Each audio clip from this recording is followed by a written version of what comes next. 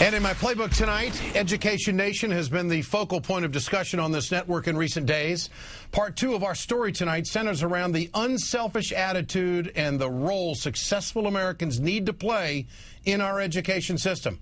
And I think that there is no better example than Alan Page. For the last 18 years, the former NFL Hall of Famer has been on the Minnesota State Supreme Court. 22 years ago, he started the Page Education Foundation. And since then, he has helped thousands of students under the condition that they give back to the community by working in the schools. The Page Education Foundation, its 20th anniversary a couple of years ago, now in its 22nd year. You've helped over 4,000 students. And they have to give back, don't they? We provided financial assistance to over 4,000 students. Okay, and they have to give back, do they not? They have to give back to their community. They have to be involved working with young children as tutors, as mentors, and as role models, sending the strong, clear message by both word and deed, because, mind you, they're in school themselves, that education is important, and that with hard work, effort, and a little perseverance, you can use education as a tool to achieve whatever your hopes and dreams really are. What was your motivation behind all of this? You have helped people you don't even know. As a lawyer, as a judge, I have seen what happens when people are hopeless. You know, we have too many people in our prisons. Many of them certainly have no moral compass, but I think more of them have simply given up hope.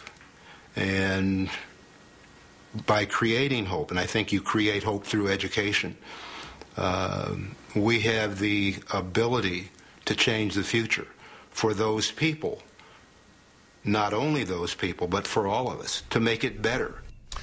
All Rise, the remarkable journey of Alan Page, is an authorized biography on Alan Page. I think this story, this book, is a role model for America when it comes to leadership and exemplifies what we need to do as a country in education.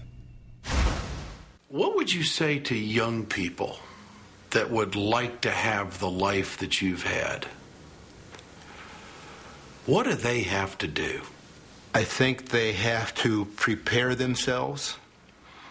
If they prepare themselves, that puts them in control of taking advantage of opportunities when they come along. If you're not prepared, all the opportunities in the world won't matter. They have to work hard. That comes with the territory.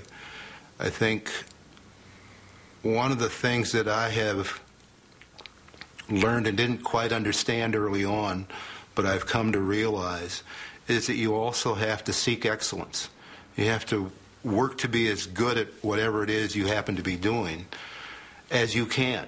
Backing up and talking a little bit about your football career and how the NFL has developed into such a big part of our American culture. It was a big part when I was playing. Do you think they bear a responsibility when it comes to education? Because in our culture, so many young people look up to athletes that are in the spotlight. From my vantage point, we as a society make the mistake of placing a little too much emphasis on looking up to the athlete.